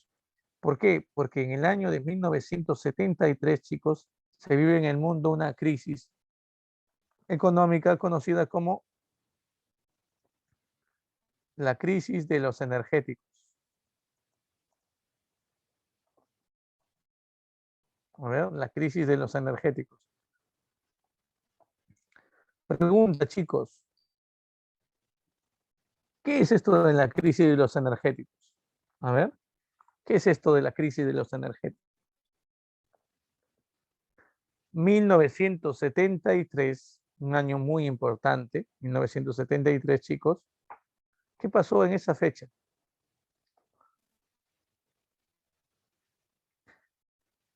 La guerra del Yom Kippur es uno de los conflictos que se libró en la zona asiática entre los países árabes, países musulmanes, eh, y el Estado de Israel, el Estado judío de Israel. Israel había logrado enfrentar varias veces a estos países árabes y los había derrotado, obviamente con el apoyo, con la inversión que tomaba de Estados Unidos.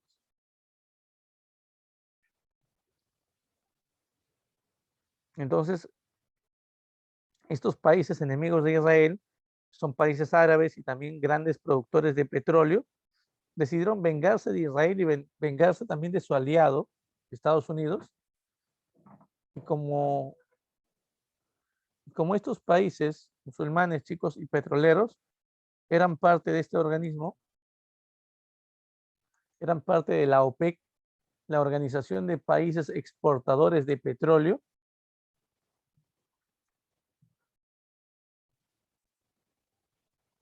¿saben lo que toman como decisión? Elevar el precio del petróleo, chicos.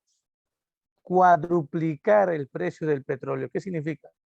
Si hoy, por ejemplo, el petróleo está $2 el barril, el día de mañana va a estar $8.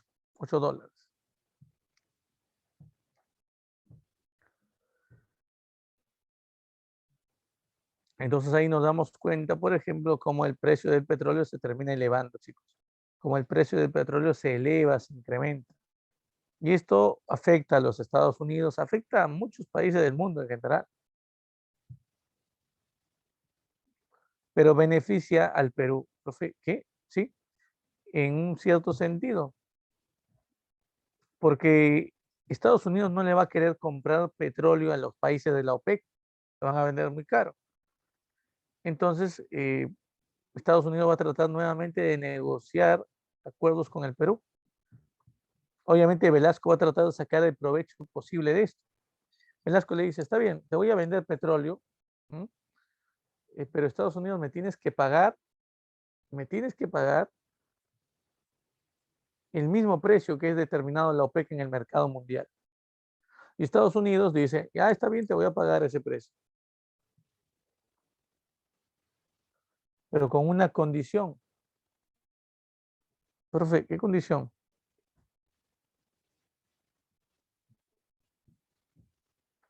Que me indemnices por todas las empresas que me has expropiado o has nacionalizado. Y bueno, Velasco acepta.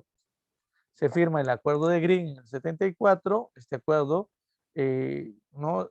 Aquí se termina estableciendo que el Perú debería indemnizar a Estados Unidos por las empresas que terminan expropiando y bueno, a raíz de la crisis económica mundial, ¿no? Nuestra economía, bueno, no es tan golpeada, que digamos, no es tan golpeada, pero nos acercamos nuevamente al bloque capitalista de los Estados Unidos. Así es. Muy bien, bueno, vamos a ver también algunos otros hechos de su gobierno. Por ejemplo, durante el gobierno de Velasco se terminan expropiando los medios de comunicación, chicos. Ujú. Los diarios, por ejemplo, se terminan expropiando y se termina estableciendo un estatuto de la libertad de prensa. A través de este estatuto, que en verdad es una ley mordaza, el Estado terminaba prohibiendo que los diarios y otros medios de prensa puedan publicar, ¿no? Eh, publicar en contra del gobierno. Así es. Prácticamente con esto terminaba manipulando el sistema, ¿no? de los medios de comunicación. Así es.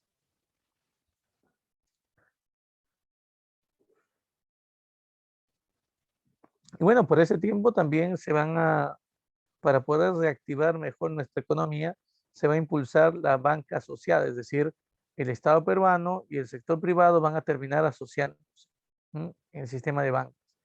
Y bueno, también debemos tomar en cuenta esto. Miren, chicos, durante esos años se construyó también esta gran obra aquí, chicos. Miren en la imagen, aquí vamos a encontrar el oleoducto norperuano. Quiero que vean, por favor, el trazo de color azul. Miren, esta obra se encarga de extraer petróleo desde la estación número 1 en San José de Saramuro, Loreto, y trasladar el petróleo, miren, trasladar el petróleo ¿hacia dónde? Hacia el terminal Bayóvar. Mira, es una tubería para trasladar petróleo, chicos. Se llama oleoducto norperuano. ¿Atraviesa cuántos departamentos del Perú? Mira, atraviesa Loreto, Amazonas, atraviesa también Cajamarca, hasta ahí vamos tres, Lambayeque, Piura, cuatro, cinco, ¿no? Ahí está. Y también recuerda, sigue el curso, el margen izquierdo del río Marañón, cruza el paso Abra más bajo del Perú, el paso Abra de Porcuya, cruza parte del desierto de Sechura, Piura, hasta llegar a su destino. Así es.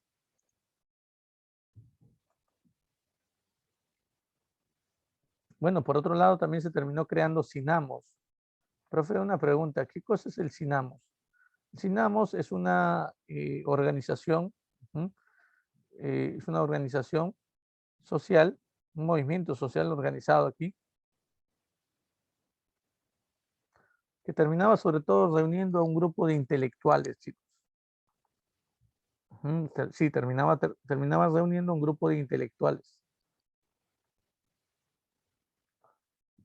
para asesorar al gobierno. Miren, aquí tenemos la tubería del oleoducto norperuano y aquí tenemos el Sinamos. Uh-huh. Es como un partido político promovido por el Estado. No tiene la categoría de partido,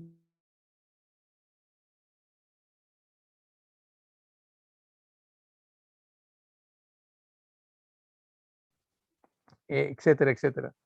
El objetivo era difundir la crítica política, ¿m? Pero una crítica política no hacia el gobierno, sino hacia los enemigos del gobierno. Y aquí tenemos también otra imagen sobre el Sinamos, miren, era prácticamente un organismo político que hacía publicidad al gobierno velasquista. Y bueno, también en nuestro país, chicos, durante este tiempo se termina dando la firma del Pacto Andino. el llamado Acuerdo de Cartagena. El Perú suscribe el Pacto Andino o el Acuerdo de Santagena. Se une a este bloque económico. Y bueno, también debemos tomar en cuenta lo siguiente. En el año 71, en el año 1971, se terminó reuniendo en Lima, se terminaron reuniendo aquí el grupo de los 77. ¿Qué es eso, profe? Los 77 estados que conformaban el tercer mundo, chicos. Creo que esto ya lo deben haber visto por Historia Universal. ¿Se acuerdan ustedes? Conferencia de Bandung, conferencia de Belgrado, creación de el tercer mundo o el movimiento de países no alineados. ¿Se acuerdan? Muchos estados se habían independizado, muchas colonias inglesas y francesas en el mundo lograron su independencia. Y luego formaron parte de esto, del tercer mundo, del movimiento de países no alineados.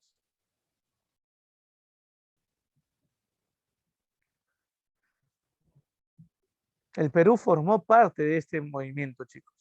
Y el Perú también fue sede de una de las reuniones aquí anuales en el año 91, en el año 71, 1971.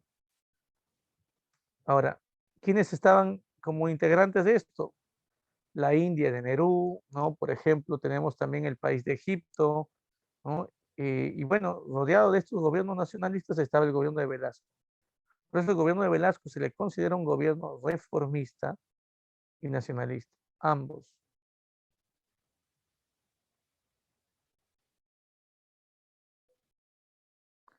Y bueno, también recuerdo, chicos, durante este tiempo se creó Defensa Civil. ¿Por qué? Se creó Defensa Civil como un resultado de evitar lo que ocurrió en Yungay, chicos. En el año de 1870, en Yungay ocurrió un terremoto devastador. Aquí tenemos justamente una imagen de ese momento, mira, de la imagen de ese momento, chicos.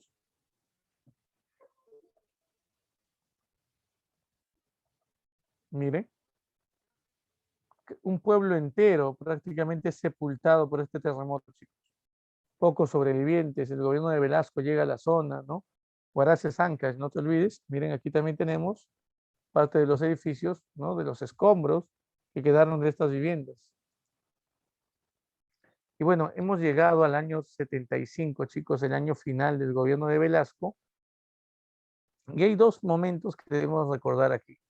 El limazo y el tacnazo. Primero vamos con el limazo. El 5 de febrero de 1975 se termina promoviendo la huelga nacional de la policía del Perú. Esto va a terminar generando como consecuencia un descontento de la población. Sí, se termina generando la huelga de la policía.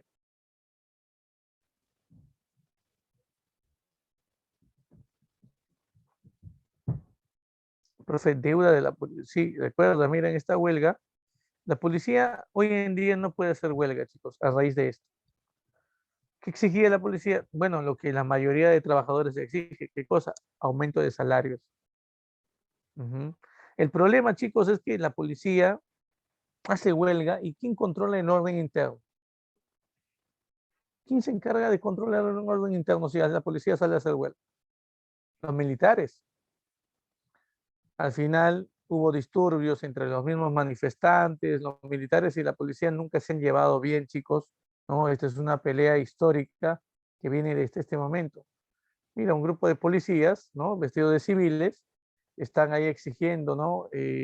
Están exigiendo, por ejemplo, a varias empresas que terminen, por ejemplo, a los bancos que terminen otorgando crédito a los policías, exigen al gobierno y entran a hacer disturbios. Los militares llegan para calmar la situación. Miren, aquí terminan volteando todo un automóvil, lo queman, ¿no? El ejército interviene. El ejército porta armas, la policía también tiene armas, chicos, así que esto es peligroso, ¿no? ¿Qué, profe? No me digas que se enfrentaron la policía al ejército, ¿sí? Intercambio de disparos, ¿no? Como consecuencia de esto, algunos muertos, entre ellos algunos efectivos de la policía y un efectivo del ejército muertos en los disturbios. Ese fue el llamado limazo. El limazo lo único que hacía era anunciar la caída del gobierno de Velasco. Así es. Por eso es que se prohíbe, a partir de este momento se prohíbe que los policías hagan huelga. No está permitido, chicos, que el policía salga a hacer huelga. Así es. Por lo que ocurrió, obviamente, aquí, ¿no? Y miren, ahora nos tocaría ver, fue en esos meses del 75, ¿no? Fue en ese tiempo, en los primeros meses del 75, donde la enfermedad que tenía el presidente Velasco se termina agudizando y esto genera que terminen amputándole una de sus piernas. Como consecuencia, el presidente tenía que andar en silla de ruedas. Ujú. Y por lo tanto no podía estar presente en la celebración del aniversario de la reincorporación de Tacna al Perú, ¿no? No estaría ahí el 29 de agosto del 75. El gobierno decide enviar al general Francisco Morales Bermúdez para que en representación del presidente Juan Velasco Alvarado dirija toda esta ceremonia y este espectáculo que se había organizado en Tacna. Fue en esta reunión en Tacna donde el general Francisco Morales Bermúdez aprovecha para anunciarle al pueblo peruano, ¿m?, de forma pública, que esto era un golpe de Estado. Inmediatamente hace unas llamadas, ¿no? Y un grupo del ejército dirigió los tanques contra el Palacio de Gobierno y dieron el golpe de Estado. Esos tanques eran los mismos tanques que Velasco había ordenado trasladar a dónde.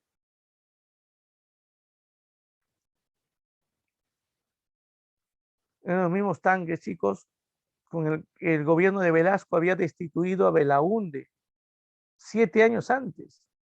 Imagínate. Ahí es como, entonces así es como Francisco Morales Bermúdez desde Tacna anunciaba, uh-huh, que era un golpe de Estado. Pidió hablar con el expresidente ahora, Velasco, y conversaron un buen rato, uh-huh, hasta que Francisco Morales Bermúdez lo dijo, este es un golpe de Estado. Así que así se destituye al Velasco. Uh-huh. ¿Cuál es el criterio por el cual se le da la vacancia presidencial, chicos? Que es un tema de repente no muy sonado en la actualidad. ¿Cuál es la causal? Incapacidad. ¿Pero qué tipo de incapacidad? ¿Física? Claro que sí, física. No permanente, obviamente, pero eh, no se jugaba con ese concepto todavía, pero sí, el criterio era de incapacidad física.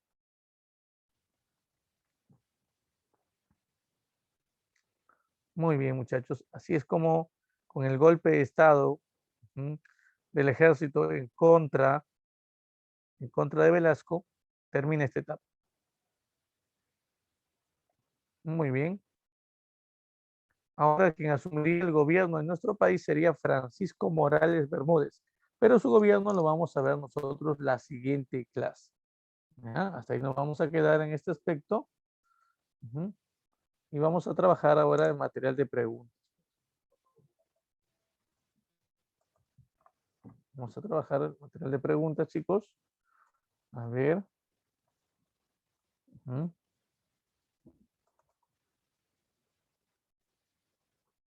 A ver qué me dicen por aquí. Dice, el 3 de octubre de 1968, a pocos meses de terminar su gobierno, Belaúnde fue derrocado por un grupo de militares de las Fuerzas Armadas liderados por el general Juan Velasco Alvarado, en ese momento el presidente del Comando Conjunto de las Fuerzas Armadas. ¿Ya? Los motivos reales de dicha acción militar fueron, a ver, muchachos,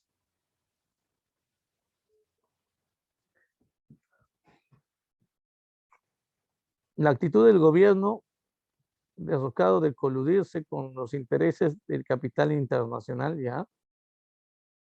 La corrupción producida en las más altas esferas del poder debido a su irregular negociación con la empresa estadounidense IPC, ¿ya?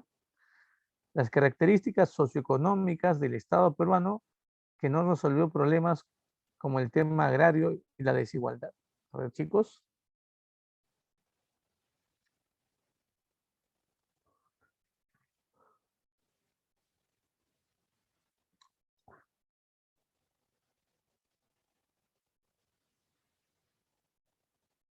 A ver cuáles fueron las causas reales del golpe de Estado.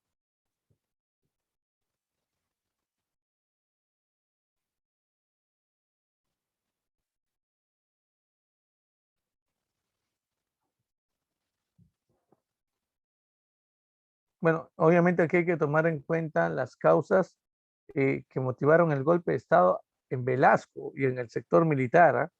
Ujú. Entonces, ¿qué se pensaba? La uno, ¿verdad? ¿No? La dos,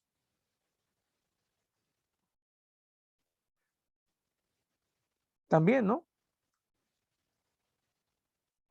Y la tres también, claro, todo sería, ¿no? Muy bien, uno, dos y tres. Está. Pregunta número dos, son características del gobierno revolucionario de las Fuerzas Armadas en el Perú en su primera fase, durante la década de 1970. A ver, ujú, im- impulso a un modelo económico liberal. A ver, se impulsó a un modelo económico liberal, chicos. ¿Qué dices tú? ¿Sí o no?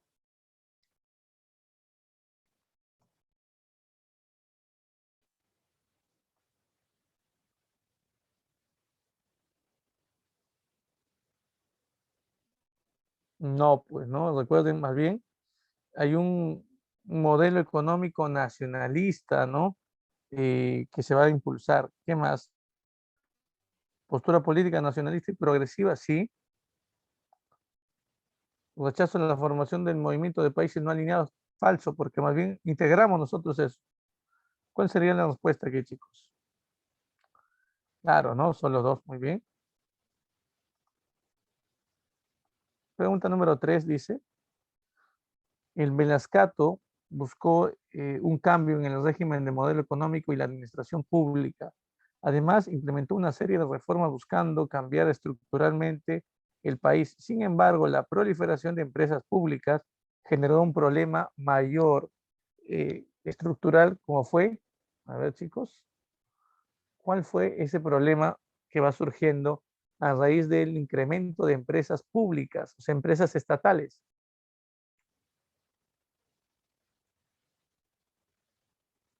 Si dice estructural significa un problema económico, ¿ah?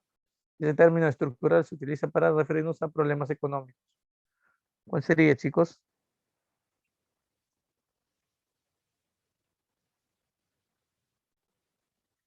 El excesivo gasto de parte del gobierno. Creas más ministerios, creas más empresas, el Estado gasta obviamente más, ¿no? ¿Mm? Esto, claro. Cuatro, la reforma agraria de Velasquista indique la secuencia enunciados verdaderos o falsos según corresponda. A ver, la reforma agraria fue criticada por sectores oligárquicos vinculados a la gran propiedad de tierras. Sí, obviamente. Dos, se crearon organizaciones colectivas que asociaron a los trabajadores de las haciendas o a las comunidades campesinas. Claro que sí, ¿no? ¿Cómo se llaman esas organizaciones colectivas, chicos? CAPS en la costa, con C, CAPS con C de costa, en la costa ubicados, no te olvides, y SAIS con S de sierra, ubicada en donde, en la zona andina. Ahí está, entonces, eh, verdadero también. Significó un golpe muy fuerte en la economía agroexportadora. ¿Qué opinas tú?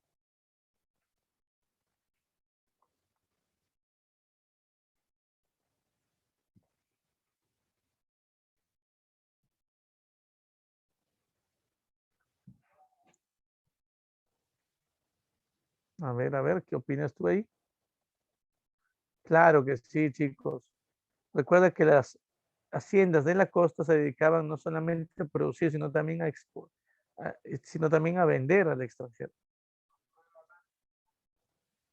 Y la 4 dice fue duramente dirigida por organizaciones como el Sinamos. No,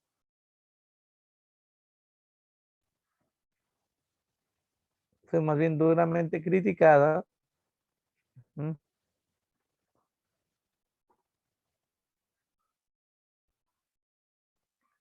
El Sinamos trabajó obviamente con el gobierno de Velasco, no puede haber criticado, ¿no?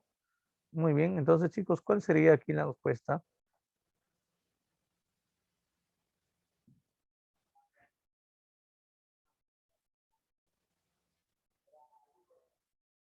A ver.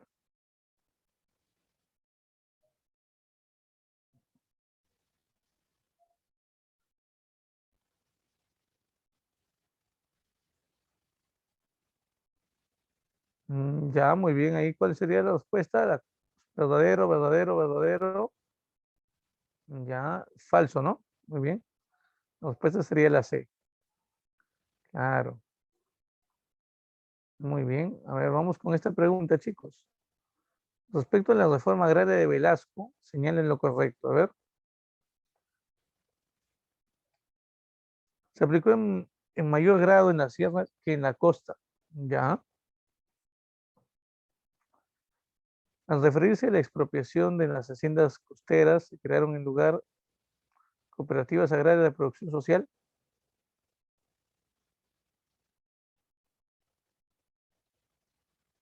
Ya está, muy bien. La 3 provocó el descenso de la economía agroexportadora costera. A ver, muchachos.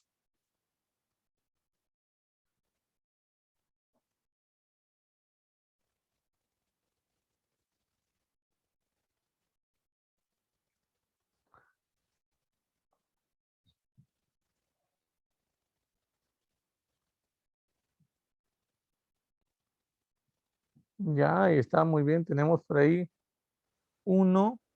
Ujú, la uno. En mayor grado en la sierra que en la costa. No, se aplica más en la costa que en la zona andina, chicos. Esto es falso, ¿ya? Y bueno, la 2 es verdad, la 3 también. La respuesta es la D, ¿no? Muy bien, está. Y a ver, la pregunta número 6, chicos. ¿Cuál es tu respuesta? Dice, indique según la secuencia cronológica de las acciones o hechos del gobierno de las Fuerzas Armadas en la primera fase. Claro, empieza obviamente con la 3, ¿no?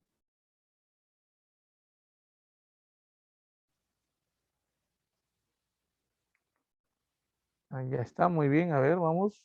Indique la secuencia correcta. Dice golpe de Estado de Francisco Morales Bermúdez. Eso es el último. Reforma pesquera y creación del Ministerio del Sector, ¿ya? El inicio de la expropiación de la IPC, eso es el primer día, ¿no? Muy bien, sería 3, 2, 1. 3, 2, 1, la A, ¿no? Ahí está. Muy bien, responde verdadero o falso según el gobierno de Velasco. Dice, uno, recibió recomendaciones económicas de parte de la misión Kemmerer. A ver, hasta aquí. ¿Hasta Kemmerer es el uno, chicos? Es el 2. 2, eh, se construyó el Hospital del Seguro Social del Empleado. Falso, ¿verdad? Lo de la misión Kemmerer también es falso, porque eso es en tiempo de Sánchez Serra. Falso. Se produjo el escándalo de la página 11. ¿Se produjo en ese tiempo? No. Eso es en tiempo de Belaúnde, no es su gobierno. Nacionalizó el problema, el petróleo de la Brea y Pariñas, por supuesto, Petroperú, verdadero. Se promulgó la ley de la reforma agraria, sí, muy bien, está. Entonces tenemos aquí respuesta falso, falso, falso, verdadero, verdadero. Respuesta la C. Muy bien,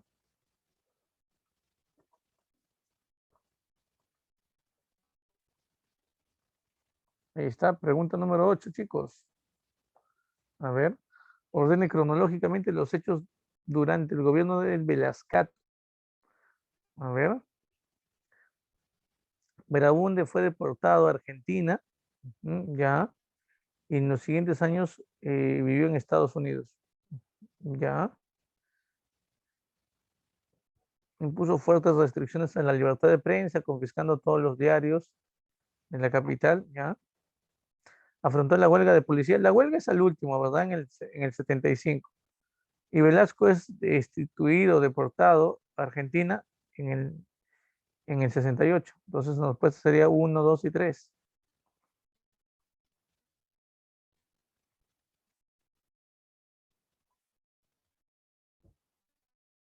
Ya está.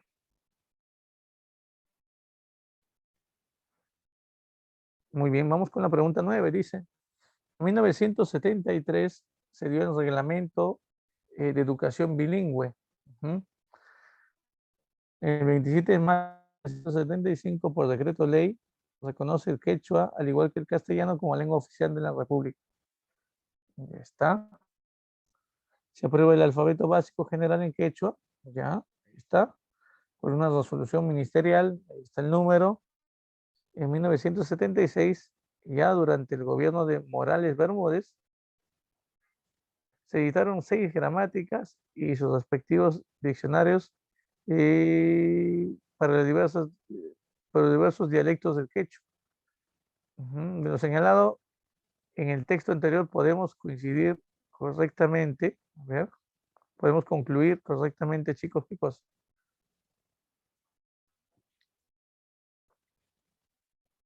A ver, ¿qué marcas ahí?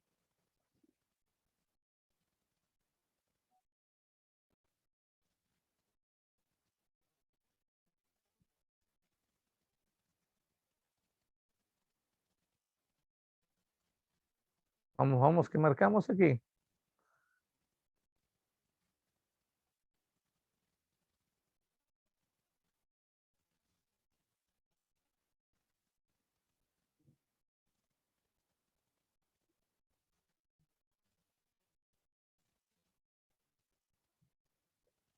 Ya, a ver, dice la A, dice los gobiernos militares les preocupaba mucho las altas tasas de analfabetismo en las zonas rurales alejadas, eh, lejanas al Estado. A ver, ¿sí o no, chicos? B, el impulso de una reforma educativa se concentró en atender principalmente a las comunidades de las costas de los Andes. Las Fuerzas Armadas adoptaron un discurso de acuerdo a las demandas de los sectores más olvidados del país. Ujú. Educación fue la preocupación principal del gobierno para sostener la implementación de la reforma agraria. Ya está. Obviamente la respuesta es la A, ¿no?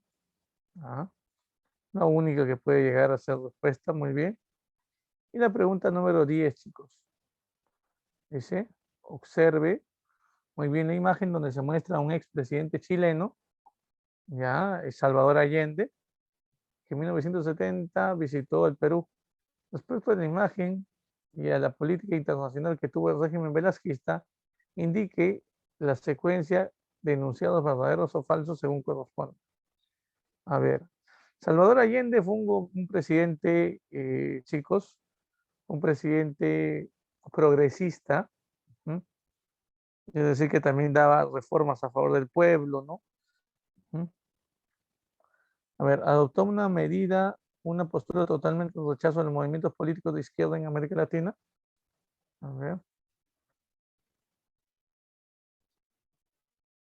no, pues no, falso. Liberó movimientos de países no alineados, Dima, como sea de evento, verdadero, claro que sí. Enfrentó a militares de Chile, por lo que tuvo provisiones de los países de Europa del Este. Falso, ¿no? Aquí es falso, verdadero o falso. Claro, la respuesta es la D. Muy bien. Listo, chicos. Así es como terminamos las preguntas en la dirigida. Y bueno, de repente tienes alguna consulta sobre la clase.